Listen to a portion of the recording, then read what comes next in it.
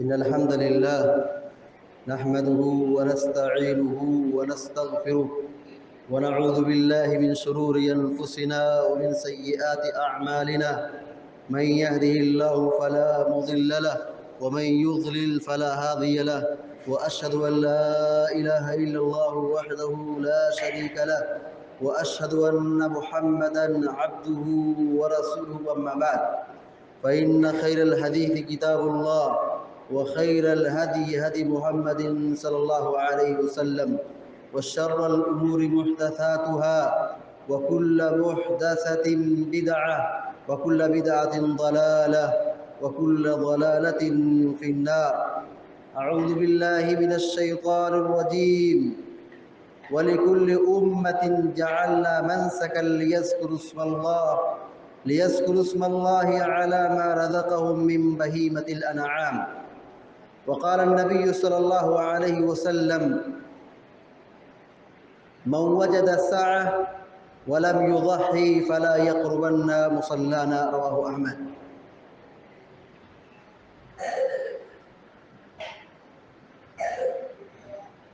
اللہ رب العالمین نے ہمیں زندگی میں ایک بار پھر عید الاضحیٰ کی سعادت نصیب فرمائی. یہ مسلمانوں کی بڑی عید ہے اور اہل اسلام کے لیے یہ خوشی کا دن ہے. اس عید کا تعلق قربانی سے ہے. اللہ رب العالمین نے ہر شریعت میں قربانی کی عبادت کو مقرر کیا تھا. ہر شریعت میں، ہر دین میں اللہ رب العالمین نے، یعنی دین محمدی سے پہلے جتنے بھی آسمانی دین اللہ رب العالمین نے نازل فرمایا تھا، سارے دین میں، ساری شریعت میں قربانی کی عبادت پائی جاتی تھی. اللہ رب العالمین نے قرآن کریم میں فرمایا، سورۃ الحج کی یہ آیت ہے: وَلِكُلِّ أُمَّةٍ جَعَلْنَا مَنسَكًا لِيَذْكُرُوا اسْمَ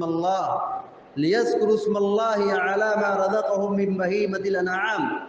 کہ ہر شریعت میں، ہر امت میں قربانی کو اللہ تبارک و تعالیٰ نے مقرر کر دیا ہے. اس کا مقصد یہ کہ اللہ رب العالمین کا لوگ نام لے. قربانی کیوں کی جاتی ہے؟ اس کا مقصد کیا ہے؟ اللہ رب العالمین نے فرمایا لِيَذْكُرُوا اسْمَ اللَّهِ، تاکہ لوگ اللہ کا نام لے، اللہ کو یاد رکھیں. جانور ذبح کرتے وقت، جانور قربان کرنے سے پہلے دعا سکھلائی گئی ہے، بسم اللہ اللہ اکبر. اس کا پڑھنا بڑا ضروری ہے. اس کے پڑھے بغیر جانور حلال نہیں ہوگا. تو اللہ رب العالمین قربانی کی عبادت کو مقرر کیا ہے. اس کی حکمت بتلائی، کہا لِيَذْكُرُوا اسْمَ اللَّهِ عَلَى مَا رَزَقَهُم مِّن بَهِيمَةِ الْأَنْعَامِ. کہ اللہ نے جو جانور کی نعمت عطا کی ہے، جس کو ہم قربانی کریں گے، تاکہ اس پر ہم اللہ کا نام لیں، اللہ رب العالمین کا نام لیا جائے، بسم اللہ کہا جائے، اللہ اکبر پڑھا جائے. یہ اللہ رب العالمین کو بہت پسند ہے. اللہ رب العالمین کو اس بات بہت پسند ہے. اس لیے ہمیں اور آپ کو قربانی کرنے سے پہلے اس بات کا خیال رکھنا چاہیے کہ ہم بسم اللہ اللہ اکبر پڑھیں. اور جو دعا ہے اللہ کے نبی علیہ الصلوۃ والسلام سے ثابت ہے: انی وجہت وجہی الذی فطر السماوات والارض حنیفا وما کان من المشرکین ان صلاتی ونسکی ومحیای ومماتی للہ رب العالمین لا شریک لہ بذلک امرت وانا اول المسلمین. اور جو دعائیں قربانی کے متعلق ہیں اس کی پابندی کریں. قربانی کے حوالے سے یہاں آج آپ کے سامنے جو باتیں رکھی جائیں گی، قربانی کے متعلق اٹھنے والے کچھ سوالات جو ہر سال پوچھے جاتے ہیں. قربانی کے متعلق ہر سال یہ سوال آتے رہتے ہیں. کیا ہے سوالات میں سے پہلا سوال یہ ہے کہ قربانی کے لیے جانور کیسا ہونا چاہیے. بہت سارے لوگ پوچھتے ہیں کہ کیا کان اگر کٹا ہو اور اگر سینگ ٹوٹی ہو تو کیا اس کی قربانی کر سکتے ہیں؟ اس سلسلے میں بالکل واضح سی بات یاد رہنی چاہیے کہ جو جانور ہم اللہ رب العالمین کے لیے قربان کرنے جا رہے ہیں، جس جانور کی ہم قربانی کرنے کے لیے تیار ہو رہے ہیں، وہ جانور بالکل صاف اور شفاف ہونا چاہیے. کیونکہ جو اللہ کے لیے ہو وہ بالکل صاف ہونا چاہیے. اللہ کے لیے عیب دار جانور ذبح کرنا جائز نہیں ہے، ایسی قربانی نہیں ہوگی۔ وہ جانور جس کا عیب بالکل واضح ہو، جس کے اندر لگڑا پن ہو، اندھا پن ہو، بہرا پن ہو، جسم بالکل کمزور ہو یا دانتا نہ ہو، اس طریقے سے جو خامیاں کمزوریاں پائی جا رہی ہوں، ایسے جانور کی قربانی نہیں کی جا سکتی ہے۔ اسی طریقے سے جس مال سے ہم جانور قربان کرنے جا رہے ہیں، جس مال سے ہم جانور خریدنے جا رہے ہیں، وہ مال بھی صاف ہونا چاہیے، بے عیب ہونا چاہیے، حرام کا مال نہ ہو، ناجائز طریقے سے کمایا ہوا مال نہ ہو۔ وہ مال جو حرام طریقے سے کمایا گیا ہو، اس کی قربانی اللہ رب العالمین کے یہاں قبول نہیں ہوتی ہے۔ قربانی کے سلسلے میں ایک سوال بار بار آتا ہے کہ بڑے جانور میں 7 حصے لگائے جاتے ہیں، اگر اس میں 7 حصے میں سے کچھ کم ہو جائے تو کیا قربانی ہوگی؟ بلا شبہ قربانی ہو جائے گی۔ 7 لوگوں کا ہونا یہ مسنون ہے، ضروری نہیں ہے۔ 7 لوگ ہو گئے اچھی بات ہے۔ کوئی شخص اگر آدمی تنہا ایک بڑا جانور قربان کرنا چاہتا ہے، وہ اکیلے اپنی طرف سے ایک بڑا جانور قربان کر سکتا ہے۔ ایک سوال اس متعلق یہ آتا ہے کہ کیا پہلے عقیقہ کریں یا قربانی کریں؟ کچھ لوگ یہ سمجھتے ہیں کہ جو شخص جس کا عقیقہ نہیں ہوا اس کی قربانی بھی نہیں ہوگی۔ غلط بات ہے یہ۔ عقیقہ کرنا والد کی ذمہ داری ہے۔ والد کو حیثیت نہیں تھی، اس نے عقیقہ نہیں کیا، ایسا نہیں کہ جس کا عقیقہ نہیں ہوا وہ قربانی نہیں کر سکتا ہے۔ عقیقے کا قربانی سے کوئی تعلق نہیں ہے۔ بہت سارے لوگ اس حوالے سے عقیقے اور قربانی کو ملانے کی کوشش کرتے ہیں، یعنی عقیقہ نہیں ہوا ہے، عقیقہ نہیں ہوا ہے تو قربانی کرنے جا رہے ہیں تو کہتے ہیں کہ قربانی اور عقیقہ ایک ساتھ کر دیں۔ غلط ہے یہ چیز۔ قربانی اور عقیقہ دونوں جمع نہیں ہو سکتے۔ قربانی ایک مستقل عبادت ہے جو 10 ذی الحجہ سے لے کر کے 13 ذی الحجہ تک کی قربانی کی جاتی ہے، اور عقیقہ بچے کی پیدائش کے 7ویں روز ادا کیا جاتا ہے۔ تو عقیقہ اور قربانی دونوں جمع نہیں ہو سکتے ہیں۔ اسی طریقے سے ایک سوال یہ آتا ہے کہ نبی علیہ السلام کے نام سے قربانی کرنا، نبی صلی اللہ علیہ وسلم کی جانب سے قربانی کرنا نہیں ثابت ہے۔ نبی علیہ السلام کی طرف سے قربانی نہیں کی جا سکتی ہے۔ اللہ کے نبی صلی اللہ علیہ وسلم کا مقام، انبیاء کا درجہ بالکل واضح ہے کہ وہ جنتی ہیں۔ اللہ رب العالمین نے انبیاء اکرام کے لیے اور بالخصوص ہمارے نبی جناب محمد رسول اللہ صلی اللہ علیہ وسلم کے لیے اللہ تبارک و تعالیٰ بہت اعلیٰ مقام جنت میں تیار کر رکھا ہے۔ نبی علیہ السلام کی طرف سے قربانی کی ضرورت نہیں ہے۔ ہمیں اپنی فکر کی ضرورت ہے، ہمیں اپنے عمل کی ضرورت ہے، ہمیں اپنی آخرت بنانے اور سنوارنے کی ضرورت ہے۔ پیارے نبی علیہ السلام کا مقام اور ان کا مرتبہ بالکل واضح ہے کہ وہ جنتی ہیں، اس لیے پیارے نبی علیہ السلام کی جانب سے قربانی کی ضرورت نہیں ہے۔ پیارے نبی علیہ السلام نے خود اپنی طرف سے قربانی کی ہے اور اپنی امت کے لوگوں کی طرف سے قربانی کی ہے۔ پیارے نبی علیہ السلام کا یہ سخاوت تھی کہ آپ نے 2 جانور لیا، 2 مینڈھا لیا، اور 2 مینڈھا لے کر کے 1 مینڈھے کی قربانی اپنی طرف سے اور اپنے فیملی کی طرف سے قربانی کی، اور دوسرا جانور لیا اور اس کو قربان کیا اور کہا یہ میری امت کے ان لوگوں کی طرف سے قربانی ہے جو قربانی کی طاقت نہیں رکھتے ہیں۔ پیارے نبی علیہ السلام نے امت کی طرف سے قربانی کی ہے۔ امت کو یہ ضرورت نہیں ہے کہ وہ اللہ کے نبی صلی اللہ علیہ وسلم کی طرف سے قربانی کرے۔ اسی طریقے سے ایک سوال جو عام طور پر پوچھا جاتا ہے قربانی کے حوالے سے، وہ یہ کہ کیا قربانی کے گوشت کو 3 حصوں میں تقسیم کرنا ضروری ہے؟ 3 حصوں میں تقسیم کرنا ضروری نہیں ہے، بہتر ہے، اچھی بات ہے کہ ہم خود کھائیں، دوسروں کو کھلائیں اور صدقہ و خیرات کریں۔ اسی طریقے سے ایک سوال قربانی کے تعلق سے پوچھا جاتا ہے، یا عام طور پر یہ سوال آتا ہے کہ قربانی کا جب جانور قربان کیا جائے گا تو کیا اس کے گوشت ہی سے آدمی شروعات کرے؟ جیسے سنت یہ ہے عید الاضحیٰ کے حوالے سے کہ آدمی بلا کھائے عیدگاہ آئے، بلا کھائے پیے عید کی نماز پڑھنے کے لیے آئے، اور جب پھر قربانی کے لیے جائے واپس اپنے گھر تو قربانی کرنے کے بعد اس کا گوشت کھائے، اور عام طور پر لوگ کلیجی سے شروعات کرتے ہیں۔ سنت یہ ہے، پیارے نبی علیہ السلام کا طریقہ یہ تھا کہ آپ صلی اللہ علیہ وسلم قربانی سے پہلے کچھ نہیں کھاتے تھے، اور عید کی نماز پڑھا کر کے جب اپنے گھر واپس جاتے تھے تو قربانی کرتے تھے اور قربانی کا گوشت کھاتے تھے، قربانی کے گوشت سے شروعات کرتے تھے۔ مسنون یہ ہے، سنت یہ ہے کہ آدمی اپنے قربانی کے جانور کے گوشت سے کھانے کی شروعات کرے۔ اب وہ کسی بھی طریقے سے ہو، چاہے وہ کلیجی ہو یا گوشت ہو یا ہڈی والا گوشت ہو، جیسے بھی جو اس کو میسر ہو جائے، مل جائے، وہاں سے شروعات کرے، یہ مسنون ہے۔ قربانی اپنے ہاتھ سے کرنا چاہیے، یہی سنت ہے۔ قربانی اپنے ہاتھ سے قربان کرنا چاہیے۔ ایسا نہ ہو کہ ہم اپنے جانور کی قربانی نہ کر سکے، کسی دوسرے کو بلائیں، یہ اچھی چیز نہیں ہے۔ اتنی طاقت ہونی چاہیے، اتنا جذبہ ہونا چاہیے، اتنا شعور ہونا چاہیے، اتنا علم ہونا چاہیے کہ جانور کیسے قربان کیا جائے۔ قربانی کے لیے ضروری نہیں ہے کہ کوئی مولانا آئے، کوئی عالم آئے، ان کے ہاتھ سے ذبح کی جائے، اس کی کوئی فضیلت نہیں ہے۔ آدمی اپنے ہاتھ سے جانور قربان کرے، یہی اصل ہے، یہی سنت ہے، یہی طریقہ ہے۔ یہ نہیں کہ آدمی کسی شخص کو خاص کر لے اور پھر وہ پوری گلی گلی گھومتے رہے اور اسے قربانی کراتے رہے۔ قربانی کی دعا بڑی آسان ہے، قربانی کا طریقہ بالکل آسان ہے، جانور ذبح کرنے کا طریقہ بالکل واضح ہے۔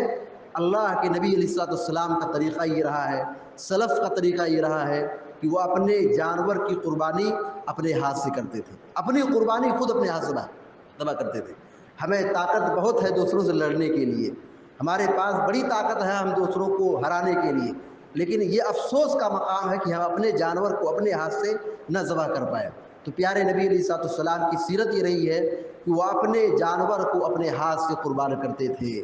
اسی طریقے سے ایک سوال یہ آتا ہے، کیا عورت بھی جانور ذبح کر سکتی ہے؟ عورت بھی قربانی کر سکتی ہے؟ بالکل قربانی کر سکتی ہے۔ عورت اپنے ہاتھ سے جانور ذبح کر سکتی ہے، حلال ہے۔ ایسا نہیں ہے کہ مرد کے ہاتھ سے جانور ذبح کی جائے تبھی اس کی قربانی ہوگی۔ عورت بھی اگر ذبح کرے اور ذبح کی جو شرائط ہے، جو اسلامی تعلیمات ہے، اس کی پابندی کرے تو یہ اس کی قربانی جائز اور درست ہوگی، اس کے ہاتھ کا ذبیحہ جائز ہوگا۔ جانور کی قربانی کے لیے، یہ جانور ذبح کرنے کے لیے وضو کا بنانا، پاک ہونا یہ ضروری نہیں ہے کہ عورت پاک ہو، ذبح کرنے والا پاک ہو اور وہ وضو سے ہو، یہ ضروری نہیں ہے۔ بے وضو شخص بھی، ناپاک آدمی بھی قربانی کر سکتا ہے اور جانور ذبح کر سکتا ہے، وضو کی شرط نہیں ہے۔ ہاں، نماز پڑھنے کے لیے وضو کی شرط ہے، قرآن کی تلاوت کے لیے ضروری ہے، بہتر ہے کہ وہ وضو بنائے، لیکن قربانی کرنے کے لیے ضروری نہیں ہے کہ وہ آدمی وضو بنا کر کے قربانی کرے۔ ہاں، اگر وضو سے ہو تو اچھی بات ہے، لیکن اس کے لیے وضو بنانا اور وضو کا ہونا یہ قربانی کے لیے شرط نہیں ہے۔ اسی طریقے سے ایک سوال اس حوالے سے جو عام طور پر پوچھا جاتا ہے کہ کیا میت کی طرف سے قربانی کی جا سکتی ہے؟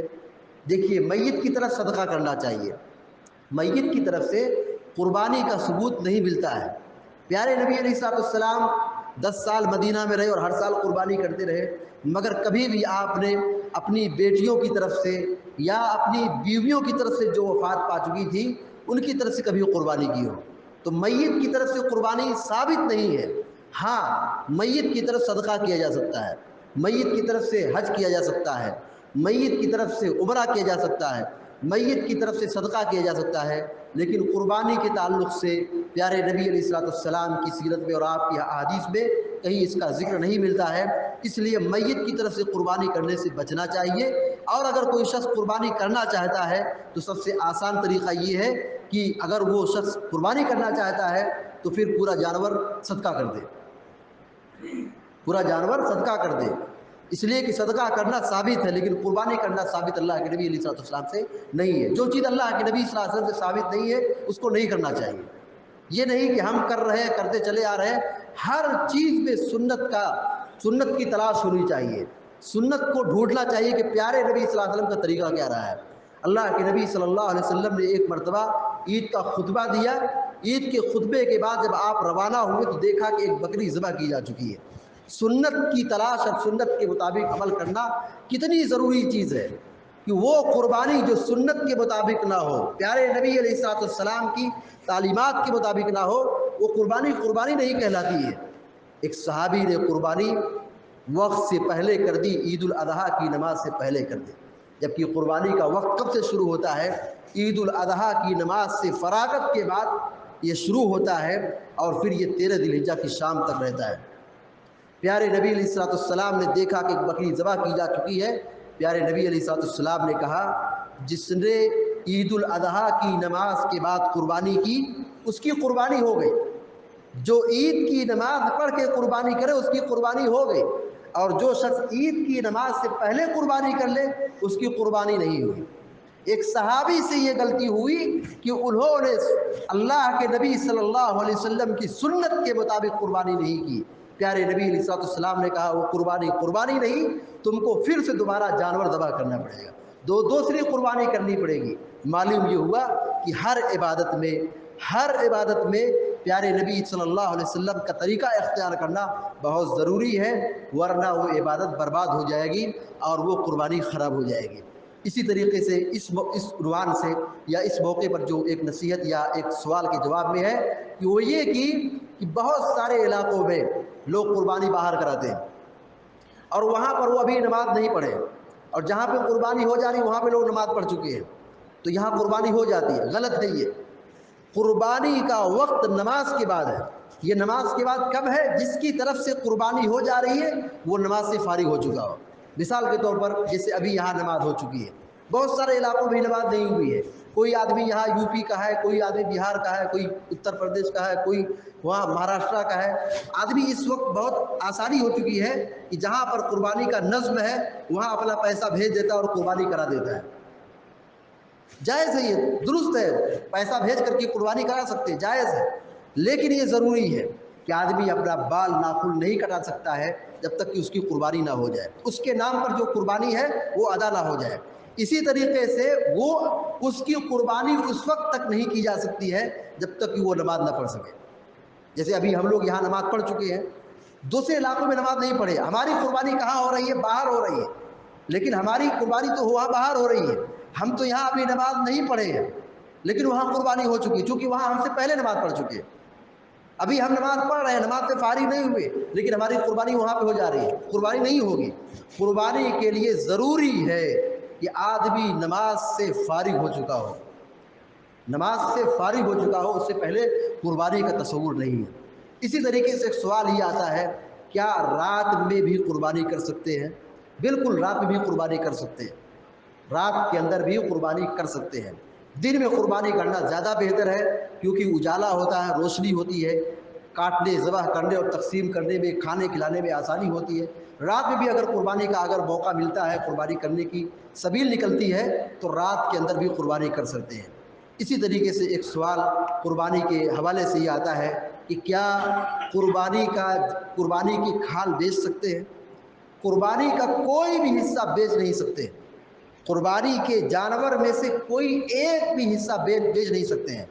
اللہ کے نبی علیہ السلام کی حدیث ہے کہ جو شخص قربانی میں سے کوئی چیز بیچ دے، جیسے کھال ہے یا کوئی ہڈی ہے یا کوئی اس کا حصہ ہے، پیارے نبی علیہ السلام کہتے اس کی قربانی نہیں ہوئی۔ جس نے جانور میں سے کچھ بھی بیچ دیا اس کی قربانی نہیں ہوئی۔ ہم بیچ نہیں سکتے ہیں، ہم کھا سکتے ہیں، کھلا سکتے ہیں، صدقہ کر سکتے ہیں، دوسروں کو دے سکتے ہیں، لیکن اس کو بیچ کر کے قیمت سے فائدہ نہیں اٹھا سکتے ہیں۔ اس کی کھال کا بیچنا جائز نہیں ہے، اور اگر بیچ کر کے خود فائدہ اٹھائے تو قربانی برباد ہو گئی۔ اسی طریقے سے اس موقع پر ایک اہم نصیحت یہ ہے کہ قربانی کے جانور کو ہم قربان کرنے جائیں تو سب سے پہلے اپنے جانور کو ذبح کرنے سے پہلے چھری کو تیز کر لیں۔ جانور کے سامنے چھری تیز نہ کریں، جانور کو آرام پہنچائیں۔ مردار چھری سے جانور ذبح کرنا حرام ہے، جانور کو تکلیف پہنچانا گناہ ہے۔ اسی طریقے سے جانور کو گھسیٹتے ہوئے نہ لے جائیں۔ اسی طریقے سے جانور کے سامنے جانور کو ذبح نہ کریں۔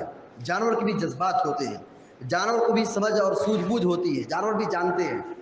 بسا اوقات ایسا دیکھا گیا کہ جانور کے سامنے اگر جانور ذبح کیا جائے تو دوسرا جانور دیکھ کر کے روتا ہے، کیونکہ وہ بھی جانتا ہے کہ موت کیا چیز ہے۔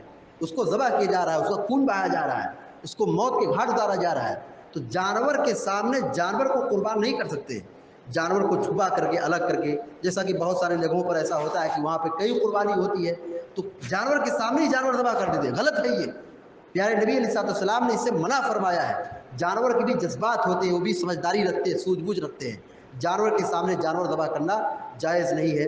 یہ کچھ نصیحتیں تھیں، کچھ سوالات تھے قربانی کے حوالے سے۔ ہماری اور آپ کی ذمہ داری بنتی ہے کہ ہم قربانی کو اخلاص کے ساتھ پیارے نبی علیہ السلام کی سنت کی روشنی میں قربانی کریں، اور قربانی کرنے کے بعد قربانی کا گوشت خود کھائیں، دوسروں کو کھلائیں، صدقات و خیرات کریں۔ یہ جو ایام چل رہے ہیں یہ کھانے پینے کے ایام ہیں۔ اللہ کے نبی علیہ السلام نے فرمایا یوم عرفہ و یوم النحر و ایام التشریق ایام اکل و شرب و ذکر، کہ یہ یوم عرفہ، یہ عید قرباں، عید الاضحیٰ کا دن، ایام تشریق 11، 12، 13 ذی الحجہ، یہ اسلام کی اور اہل اسلام کی، مسلمانوں کی عید کا دن ہے۔ یہ 10 ذی الحجہ سے لے کر کے 13 ذی الحجہ تک مسلمانوں کی عید کا دن ہے۔ یہ کھانے پینے اور ذکر و اذکار کے دن ہیں۔ ان دنوں میں کھانا چاہیے، کھلانا چاہیے، یہ کھانے پینے کے دن ہے۔ اس میں روزہ رکھنا جائز نہیں ہے، اس دن روزہ نہیں رکھ سکتے ہیں، آج کے دن روزہ رکھنا جائز نہیں ہے۔ اسی طریقے سے 11 اور 12، 13 ذی الحجہ کی جس کو ایام تشریق کہا جاتا ہے، ان دنوں میں ہم روزہ نہیں رکھ سکتے، یہ کھانے اور پینے کے دن ہیں۔ اور اسی طریقے سے یہ ایام ذکر و اذکار کے دن ہیں۔ عید الفطر کے دن تکبیرات عید کا اہتمام چاند نکلنے سے لے کر کے عید کی نماز پڑھنے تک ہے، یہ شارٹ وقت ہے۔ لیکن عید الاضحیٰ میں تکبیر پڑھنے کا بہت لمبا وقت ہے۔ یہ مبارک عشرہ جو گزرا ہے یہ ذکر کا عشرہ تھا، عبادت کا عشرہ تھا۔ چاند نکلنے سے لے کر کے 13 ذی الحجہ کی شام تک، 13 ذی الحجہ کی شام تک ذکر و اذکار کرنا ہے۔ اور خاص طور سے 10 ذی الحجہ سے 9 ذی الحجہ، 10 ذی الحجہ اور 11 اور 12 اور 13 ذی الحجہ، ان دنوں میں خاص طور سے اللہ رب العالمین کو خوب یاد رکھنا چاہیے، جس کو تکبیرات عید کہتے ہیں۔ اللہ اکبر، اللہ اکبر، اللہ اکبر، لا الہ الا اللہ واللہ اکبر، اللہ اکبر وللہ الحمد، اللہ اکبر کبیرہ والحمد للہ کثیرہ، سبحان اللہ بکرۃ و اصیلا۔ اس طرح سے جو اذکار ہیں، ان اذکار کی ہم سب کو پابندی کرنا چاہیے۔ 13 ذی الحجہ کی شام تک ہم قربانی کر سکتے ہیں۔ 10 ذی الحجہ کو قربانی کرنا یہ افضل ہے، یہ بہتر ہے۔ لیکن اگر کوئی شخص بعد بھی کرنا چاہتا ہے 13 ذی الحجہ کی شام تک، یہ بھی اللہ کے نبی صلی اللہ علیہ وسلم کی سنت سے ثابت ہے۔ پیارے نبی علیہ السلام نے فرمایا کل ایام التشریق ذبح، ایام تشریق کے ہر دن 11، 12، 13 ذی الحجہ کی شام تک قربانی کر سکتے ہیں، قربانی کا دن ہے۔ لہذا ہم سب کو سنت کی روشنی میں، پیارے نبی علیہ السلام کی تعلیمات کی روشنی میں عبادت کو انجام دینے کی ہم کوشش کریں۔ دعا ہے رب العالمین سے کہ اللہ تبارک و تعالی ہم کو، آپ کو، سارے مسلمانوں کو اس عید کو ہمارے لیے مبارک بنائے اور سارے مسلمانوں کو اس خوشیوں میں شامل فرمائے۔ اور جو مریض ہے اللہ تعالیٰ اپنے فضل و کرم سے ان کو شفائے کاملہ عطا فرمائے، جو پریشان اللہ تعالیٰ ان کی پریشانی کو دور فرمائے۔ اللہ تعالیٰ ہماری باتوں کو قبول فرمائے، ہماری نماز اور قربانیوں کو قبول فرمائے، ہر قسم کی باتوں کو پیارے نبی علیہ السلام کی سنت کی روشنی میں ہم سب کو کرنے کی توفیق عطا فرمائے۔ آمین یا رب العالمین۔ اقول قولی ھذا واستغفر اللہ لی ولکم ولسائر المسلمین فاستغفروہ انہ الغفور الرحیم، وصلی اللہ علی نبینا محمد وعلی آلہ وصحبہ اجمعین۔ السلام علیکم ورحمۃ اللہ وبرکاتہ۔ عورتوں سے گزارش ہے کہ وہ پہلے نکل جائیں، بعد میں مرد حضرات نکلیں گے۔ خواتین سے گزارش ہے کہ سیدھے جلد اپنے گھر کی طرف روانہ ہوں۔